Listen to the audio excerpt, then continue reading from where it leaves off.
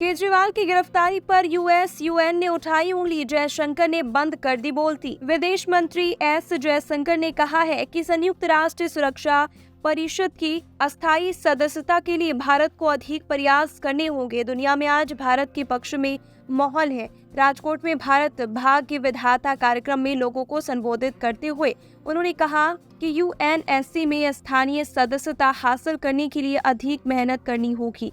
जब इसका गठन हुआ तब रूस, चीन, फ्रांस, अमेरिका और ब्रिटेन ने सब कुछ तय कर लिया था। यही सुरक्षा परिषद के 5 अस्थायी सदस्य हैं। उन्होंने कहा कि संयुक्त राष्ट्र का गठन लगभग 80 साल पहले हुआ। तब दुनिया में 50 स्वतंत्रता देश थे, लेकिन अब इनकी संख्या बढ़कर 193 पहुंच गई है। विदेश मंत्री ने कहा कि भारत, जापान, जर्मनी और मिस्र ने मिलकर इस संबंध में संयुक्त राष्ट्र के समक्ष एक प्रस्ताव रखा है। रूस यूक्रेन युद्ध में फंसे भारतीय छात्रों को लाने की घटना का जिक्र करते हुए जयशंकर ने कहा कि प्रधानमंत्री नरेंद्र मोदी ने उन्हें एक ही बात कही थी कि किसी भी कीमत पर बच्चों को वहां से सुरक्षित निकालना है। इसके बाद विदेश मंत्रालय के अधिकारियों की बैठक बुलाई गई। 2 अधिकारियों ने वहां जाने की हिम्मत दिखाई और वह मिशन सफल रहा। जयशंकर ने कहा कि आज दुनिया भारत का लोहा मान रही है।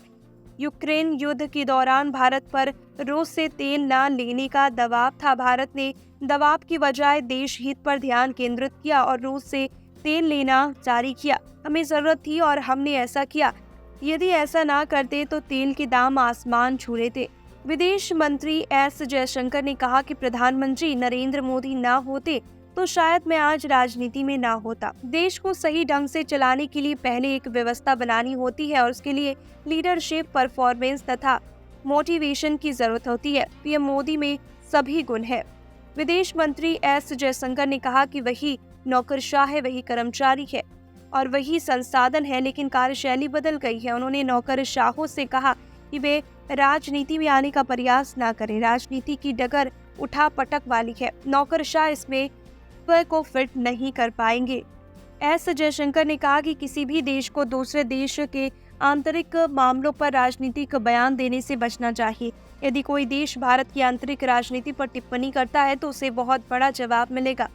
ईडी द्वारा दिल्ली के मुख्यमंत्री अरविंद केजरीवाल की गिरफ्तारी पर अमेरिका और जर्मनी के साथ ही संयुक्त राष्ट्र के अधिकारी की टिप्पणी से संबंधित एक सवाल का जवाब देते हुए जयशंकर ने कहा कि भारत ने स्पष्ट कर दिया कि उसे ऐसे बयानों पर आपत्ति है। उन्होंने अरुणाचल प्रदेश के स्थानों के नए नामों को जारी करने की चीन के कदम को भी संवेदनहीन बताया। कहा कि पूर्वोत्तर का यह राज्य हमेशा भारत का हिस्सा है और रहेगा।